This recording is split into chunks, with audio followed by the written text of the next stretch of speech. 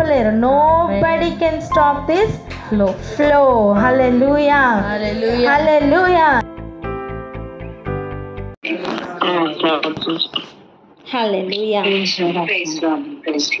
హల్లెలూయా. దరిద్రుడిని చూసాం, ధనవంతుడిని చూసాం. మా యొద్దకు మీరు రాకుండా, మీ యొద్ద నుండి ఇక్కడికి ఎవరు రాకుండా మధ్యలో ఉన్న పెద్ద అగాధం అని చెప్పి మన తరపున లేదా దరిద్రుల తరపున వకాల్తా తీసుకుంటూ మాట్లాడుతున్న అబ్రహాంని చూసాం. మరి ఈరోజు ఆ అగాధం అంటే ఏంటి, అది ఎలా ఉంటుంది, అసలు అది ఎందుకు చేశారు, అది ఎవరి కోసం, ఇవన్నీ విషయాల్ని చూద్దాం. రెడీయా? హల్లెలూయా, హల్లెలూయా. తీసుకుందాం ప్రకటన గ్రంథం 20వ అధ్యాయం. ప్రకటన గ్రంథం 20వ అధ్యాయం మొదటి 2 వచనాలు చదువుదాం. మొదటి 2 వచనాలు. ప్రకటన గ్రంథం 20వ అధ్యాయం మొదటి 2 వచనాలు. మరియు పెద్ద సంఖ్యలో చేత పట్టుకుని అగాధం యొక్క తాళపు చెవి గల ఒక దేవదూత పరలోకం నుండి దిగువచ్చుట చూచితిని. అతడు ఆది సర్పమును అనగా అపవాదియు సాతానును అను ఆ ఘట సర్పమును పట్టుకుని 1000 సంవత్సరములు వాడిని బంధించి అగాధంలో పడవేసి. స్తోత్రం. చాలు. ఇక్కడ చూడండి, అగాధంలో ఈ పెద్ద సంఖ్యలు పెట్టి అపవాదిని 1000 సంవత్సరములు బంధించడానికి వాడబోతున్నదే ఈ అగాధం. అంటే ఒక జైలు ఉందనుకోండి, నార్మల్ ఖైదీలు ఉంటారు కదా, కానీ బందిపోటు దొంగలు, ఈ కేటగిరీ, హై కేటగిరీ వాళ్ళని వదిలితే చాలా ప్రమాదం అనిపించిన కొంతమంది స్పెషల్ కేటగిరీ ఖైదీలు ఉంటారు కదా, వాళ్ళని నార్మల్ సెల్లో పెడతారా? పెట్టరు. మరి ఎలాంటి సెల్స్లో పెడతారు? చాలా స్పెషల్ సెల్స్ ఉంటాయి వీళ్ళకి. నార్మల్ ఖైదీలని నడవడానికైనా అలౌ చేస్తారు, కానీ వీళ్ళని సంకెళ్లతో మాత్రమే కట్టి నడవడానికి వదులుతారు. కొంతమందికి చూడండి కాళ్ళకి బేడీలు కూడా వేస్తారు, కొంతమందికి చేతులకి బేడీలు వేస్తారు. కారణం వాళ్ళంత డేంజర్ అని. అలా ఈ అపవాదిని పెద్ద సంకెళ్లతో అన్ని ఏరియాల్లో బంధించి పెట్టడానికి వాడుతున్నదే ఈ అగాధం. ఇప్పుడు ఆలోచించండి, అగాధం అంటే ఒక ఎండ్లెస్ పిట్ మాత్రమే కాదు. ఎండ్లెస్ పిట్ అంటే ఇప్పుడు ఒక కాయిన్ని ఒక బావిలో వేసామనుకోండి, దానికి ఒక ఎండ్ ఉంటుంది కనుక మనకి ఆ కాయిన్ వెళ్ళి రీచ్ అవ్వడానికి దానికి ఒక అడుగు భాగం అనేది ఉంటుంది. కానీ ఈ అగాధం అని చెప్పబడుతున్న ఈ అగాధంకు ఏ అడుగు భాగం ఉండదు. మీరు ఒక 5 రూపాయల కాయిన్ వేస్తే పోతనే ఉంటుంది. చెప్పండి, ఏమవుతుంది? అంటే ఈ అపవాది 1000 సంవత్సరముల పాటు పోతనే ఉంటాడు. హలో మిస్టర్ అపవాది, ఎక్కడి నుంచి వచ్చావు? భూమి మీద ఇటు అటు తిరుగుతూ వచ్చాను సార్ అని చెప్పడానికి లేదు. ఇప్పుడు అడిగామనుకో, హలో అపవాది ఎక్కడికి పోతున్నావు? తెలీదు సార్ అంటాడు. అర్థమైందా? కారణం సంకెళ్ళు, అటు ఇటు వెళ్ళడానికి అవకాశం లేని సంకెళ్ళు. అంతేనా? పైకి ఎగరలేడు, బరువు ఎక్కడికి వెళ్తాడు? కిందకి. అడుగు మట్టం, నేల మట్టం లేని ఒక అగాధం. అగాధం అంటే అటువంటి అగాధం. కల్ప్రిట్లో హైయెస్ట్ కల్ప్రిట్ అయిన అపవాదికి ఏర్పరచబడిన చోటే ఈ అగాధం. ఎంతమందికి అర్థమైంది అగాధం అంటే ఏంటో? అర్థమైందా?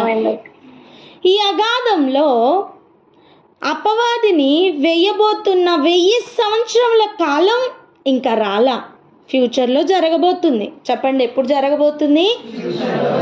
ఫ్యూచర్లో జరగబోతుంది. ఇంట్రెస్టింగ్ విషయం ఏంటో తెలుసా? ఈ అగాధంలో కొన్ని స్పెషల్ సెల్స్ ఉంటాయి. సెల్ అంటే మన ఒంటిలో ఉన్న కణం కాదండి, ఖైదీల్ని, స్పెషల్ ఖైదీల్ని పెట్టడానికి వాడుతున్న స్పెషల్ రూమ్స్ అన్నమాట. అపవాది కంటే కింద స్థాయి, నార్మల్ దెయ్యాల కంటే కొంచెం పెద్ద స్థాయి. ఫర్ ఎగ్జాంపుల్, ప్రధాన దూతలు,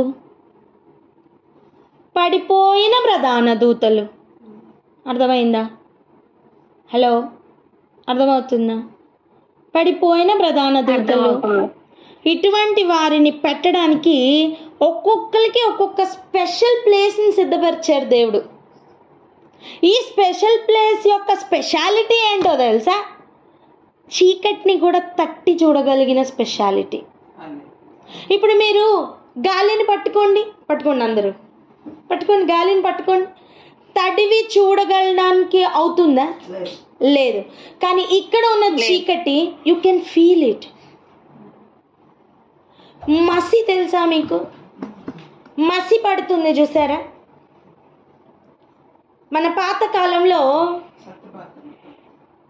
పాత్రలకి ఎక్కువగా పట్టేది. దాన్ని వేలుతో ఇలా అంటే మసి తగిలేది, దాని వేలుతో ఇలా అంటే మసి తగిలేది. అలా ఈ చీకటిని కూడా తడివి చూడగలిగినంత చీకటి ఈ అగాధం యొక్క స్పెషాలిటీ. అర్థమవుతుందా? అక్క, నువ్వు చూసొచ్చావా అంటే వాక్యంలో ఉంది. అగాధము అంటేనే చీకటి, కటిక చీకటి కూడా కాదు, తడివి చూడగలిగినంత చీకటి. చెప్పండి, ఓకేనా? ఇప్పుడు అలాంటి కేటగిరీలో మనకు అర్థమైంది, ఈ పాతాళం అనే ప్లేస్లో నెమ్మది పొందుతున్న స్థలం, వేదన పొందుతున్న స్థలం, అగాధం, ఇవన్నీ ఉన్నాయి. అర్థమవుతుందా? ఇప్పుడు చూడండి, ఇక్కడ ఎవరు ఉంచబడ్డారు అంటే భూమి మీద అధికారం కలిగి బ్రతుకుతున్న వాళ్ళు కాదు. భూమి మీద పీరియడ్ అయిపోయి తీర్పుకు మధ్యలో ఉన్నవారు.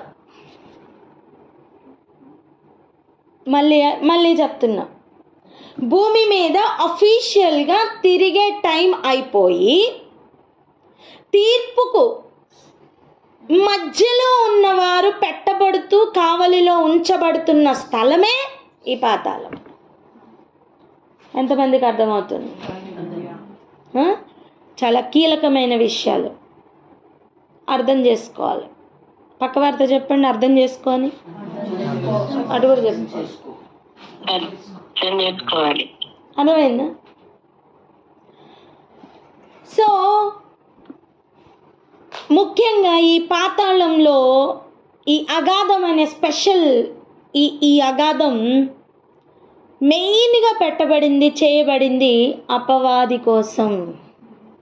ఓకే, ఇక అపవాది కింద ఇంకా ఇంపార్టెంట్ స్థాయిలోనే ఉండి అపవాది కంటే కొంచెం తక్కువైన వారిని కూడా భూమి మీద అఫీషియల్గా తిరిగే కాలం అయిపోయి తీర్పు కోసం వెయిటింగ్లో ఉన్న మధ్యలో ఉన్నవారిని ఇంకా కొంతమందిని పెట్టారు.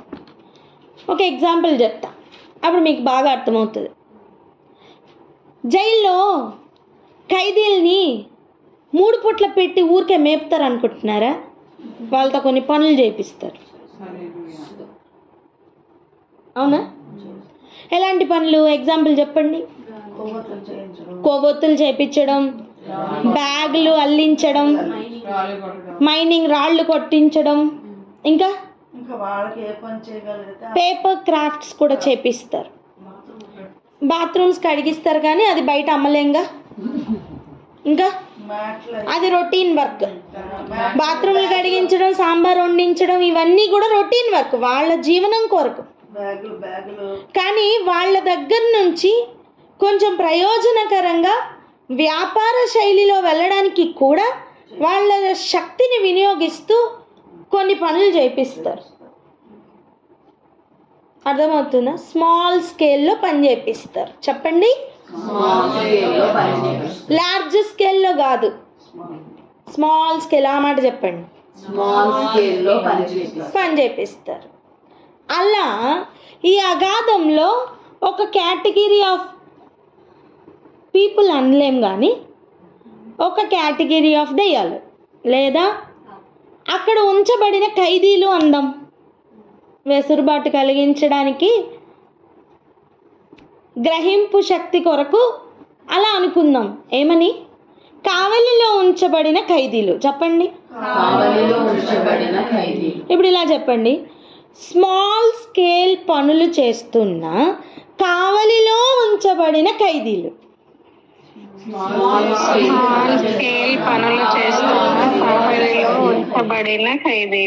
ఓకే. ఇప్పుడు వీళ్ళు ఎలా ఉంటారంటే, ఈ అగాధం తలుపు ఎప్పుడు తెరుస్తారో బయటకు వద్దామని ఉంటారు. చూడండి, హాస్టల్లో ఉన్నాం అనుకోండి, తలుపు ఎప్పుడు తీస్తారో ఇంటికి పారిపోదాం అనిపిస్తుందా లేదా? చెప్పండి. అనిపిస్తుందా లేదా? ఏ తేడా బ్యాచ్లా ఉన్నారేంటి? హాస్టల్లోనే ఉందాం అనుకుంటున్నారా ఏంటి? ఎప్పుడు గేట్ తీస్తారా పారిపోదాం అనిపిస్తుంది.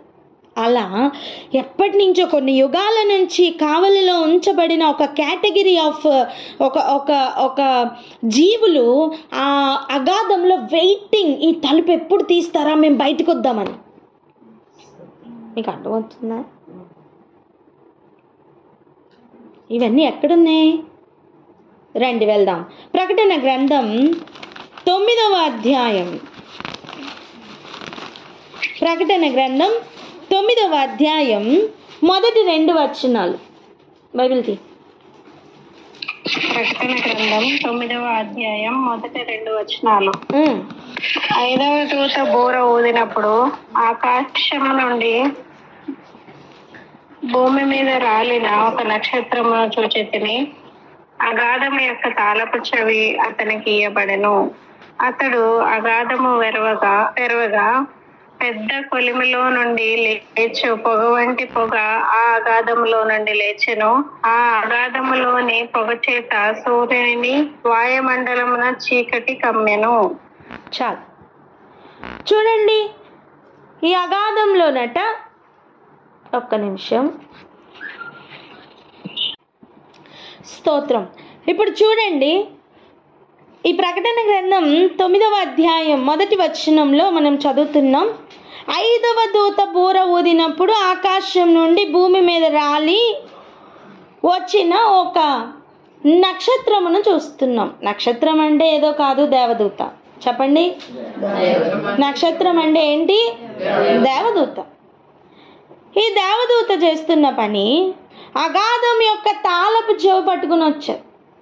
అంటే అగాధంకి గడియలు ఉన్నాయని, దానికి తాళాలు ఉన్నాయని, అవి మూసివేసి ఉంచారని అర్థం అవ్వాలి. వాటికి తాళపు చెవులు ఉన్నాయని, అవి పరలోకంలో ఉన్నాయని, అవి తేవాలి అంటే దేవుడు అనుమతి ఇవ్వాలని అర్థం అవ్వాలి. హల్లెలూయా.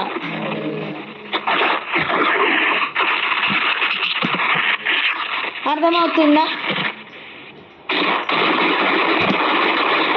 అర్థమవుతుంది. దేవుడు అనుమతి ఇవ్వాలి. అయితే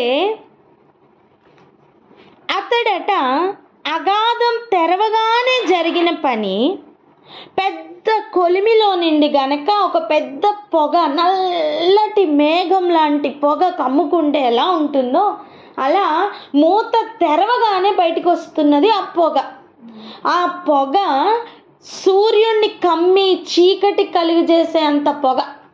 అంటే ఎన్నో సంవత్సరాల నుండి, ఎన్నో యుగాల నుండి అక్కడ కావలిలో పెట్టబడిన కొన్ని జీవులు ఆ పొగ వంటి పొగ లాగా, నల్లగా ఉన్న ఆ పొగలాగా కమ్ముకొని కొన్ని జీవులు వెయిటింగ్. ఎందుకంటే తలుపు తీయగానే బయటికి రావడానికి.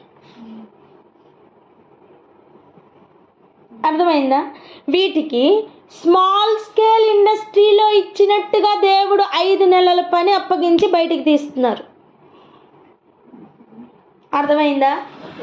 ఎన్ని నెలల పని అంటే ఖైదీలు కొవ్వొత్తులు చేసినట్టు. వింటున్నారా? ఎలా చెప్పాలి? ఖైదీలు కొవ్వొత్తులు చేసినట్టు చెప్పండి. కొవ్వొత్తులు చేసినట్టు ఈ ఈ జీవులకి మ్యూట్లో పెట్టుకోండి. ఈ జీవులకి దేవుడు ఒక పని ఇచ్చారు. ఈ జీవులకి దేవుడు ఏం పని ఇచ్చారంటే 5 నెలల వరకు ఒక మిషన్ అప్పచెప్పారు. అర్థమైందా? అసలు ఆ అగాధంలో నుంచి ఎప్పుడు వస్తామా అని అవి వెయిటింగ్. చెప్పండి. ఇక ఒక పని అప్పచెప్పితే ఇంతకు ముందు పని చెయ్యకనే కదా ఇక్కడికి వచ్చారు. అర్థమైందా? ఇంతకు ముందు మాట వినకనే కదా ఇక్కడికి వచ్చారు. ఇప్పుడు మర్యాదగా మాట వింటారు. అంతేకాదు, ఇంకొక మెంటాలిటీ ఉంది, నాకు ఒక కన్ను పోయినా పర్వాలేదు పక్కోడికి 2 పోవాలని. పీకే పనే నీకు ఇచ్చారనుకో ఎలా ఉంటుంది? 2 ఏంటి, ఇంక ఎతికి మరి 3వ కన్ను కూడా పీకుతారు. మనం పీకకపోయినా దయ్యాలు అలాగే చేస్తాయి. పనిష్మెంట్ తీసుకుంటున్న జీవులు, కావలిలో ఉంచబడిన జీవులు, నెక్స్ట్ వారి అంతం నరకం.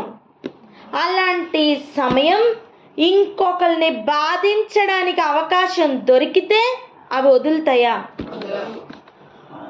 నేను ఎగ్జాంపుల్ చెప్తా చూడండి. ఖైదీలు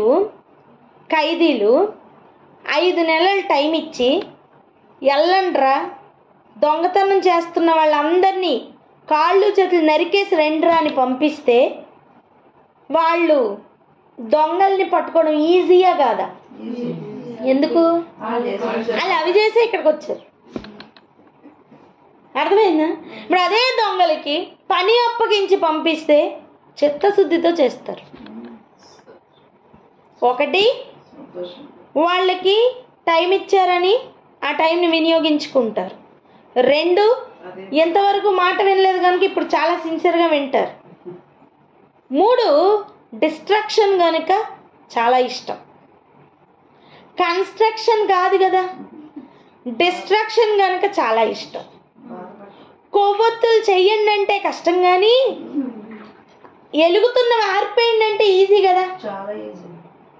అదవుతుందా?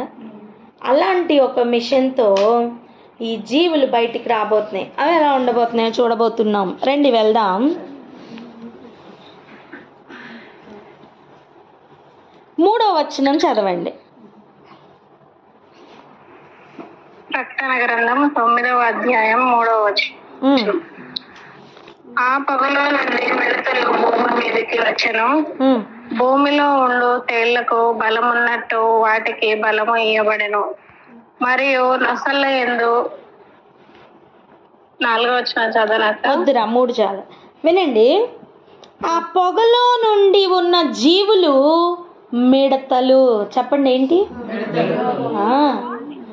ఆ పొగలో నుంచి బయటకు వచ్చిన జీవులు ఎవరు? మిడతలు. ఈ మిడతలట భూమి మీదకి వచ్చాయట. భూమిలో ఉండే తేళ్లకి ఉన్నంత బలం ఈ మిడతలకు ఉన్నాయట. మీకు మాట చెప్పనా, మన ఇంట్లోకి కూడా మిడతలు వస్తూ ఉంటాయి. ఒకవేళ వాటికి తేళ్లకి ఉన్నట్టుగా బలం ఉండి కుట్టగలిగితే ఒక్క మిడత వచ్చినా మన పని అవుట్ తెలుసా. మిడతలకు మనం భయపడతామా? ఆ రోజు భయపడాల్సిన పరిస్థితి వస్తుంది. అర్థమవుతుందా? ఈ మిడతలకి తేళ్లకి ఉన్నట్టుగా బలం ఉంది. తేలుకి బలం ఎక్కడ ఉంటుందండి? డెక్కల్లోనా? వెనక తోకలో కొండి. అర్థమేంటో తెలుసా? Back biting. అర్థమవుతుందా? బ్యాక్ బైటింగ్ చెప్పండి.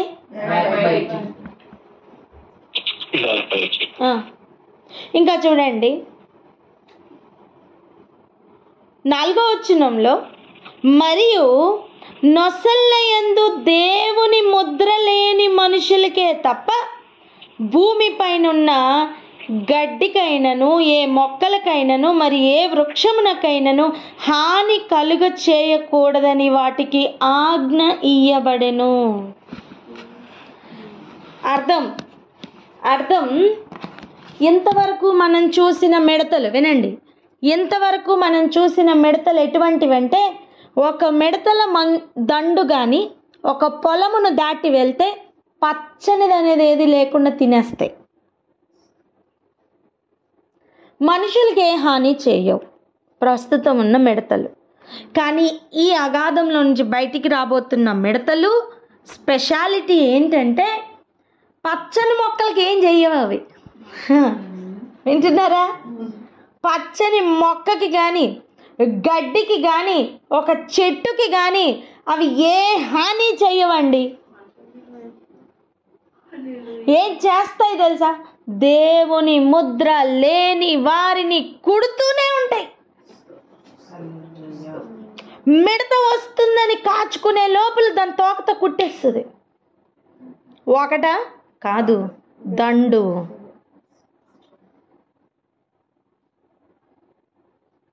ఇంకా చూడండి, మరియు వారిని చంపుటకు అధికారం ఇయ్యలేదు. చెప్పండి, ఈ మిడతలు కుడితే చచ్చిపోదాం బాబోయ్ అనిపించిన చావు రాదు. ఈ మిడతలు కుడుతున్నప్పుడు చావు రాదు. పక్క వారితో చెప్పండి, చావు రాదట అని. చచ్చిపోవాలనిపిస్తుందండి. ఈగలు తెలుసా? ఈగలు వాళ్తుంటే ఎలా అనిపిస్తుంది? హ్యాపీగా ఉంటుంది కదా. ఎలా ఉంటుంది? దోమలు కుడుతుంటే ఎలా ఉంటుంది? శత్రువేనా? అవునా? కానీ ఈ మిడతలు వచ్చినప్పుడు ఇంక ఎలా ఉంటుందో ఆలోచించండి. అర్థమవుతుందా? ఇంతవరకు భూమి మీదకి వచ్చిన మిడతలు మనుషుల్ని కుట్టలా, కానీ ఈ అగాధంలో నుంచి రాబోతున్న మిడతలు పగతో నిండుకున్న మిడతలు. ఒకటి, పగతో నిండుకుని ఉన్నాయి. రెండు, ఆజ్ఞ పొంది వస్తున్నాయి. ఏమని? కుట్టమని. దేవుని ముద్ర ఉంది, అపవాది ముద్ర ఉంది. క్రయ విక్రయాలు చేయడానికి వాడే ముద్ర 666, లేదా ఆ మృగము సంఖ్య కానీ ఆ మృగము పేరు కానీ. దేవుని ముద్ర కంటికి కనపడదు. కారణం, కంటికి కనపడనివి తెరవాలి గనుక. అపవాది ముద్ర కంటికి కనిపిస్తుంది. కారణం, కంటికి కనపడేవి తెరవాలి గనుక. ఎంతమంది గ్రహిస్తున్నారు? పర్వాలేదులే, ఆహా నేను ముద్ర వేయించుకున్నాను, నాకు తిండి దొరుకుతుంది, దేవుణ్ణి నమ్ముకుని ముద్ర వేయించుకొనని వారికి తిండి లేదు, నేనైతే 3 పూట్ల తింటున్నాను అనుకుంటున్నావా? అవకాశం లేదు నానా.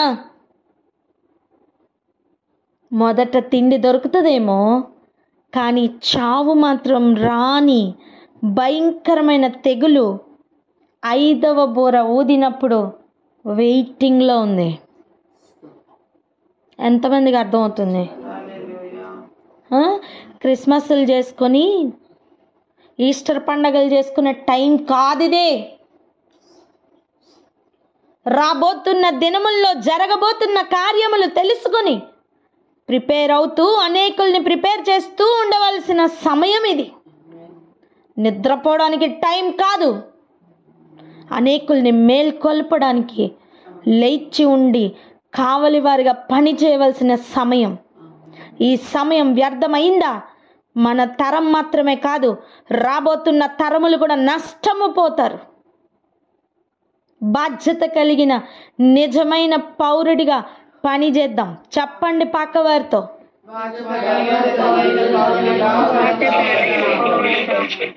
అటు ఆశ ఆసక్తి కలిగి ప్రార్థన చేసుకుందాం. మిగిలిన విషయాలు రేపు డిస్కస్ చేద్దాం. కానీ ఈ రోజుకు మనం ప్రార్థనలోకి వెళ్దాం. ఒక బాధ్యతతో ప్రార్థన చేద్దాం. రానున్న తరముల కోసం ఆశీర్వాదం నిజముగా రిలీజ్ అవ్వాలంటే ఇదిగో ఇప్పుడు మేల్కొని ప్రార్థన చేయుట ఎంతో అవసరం. అక్క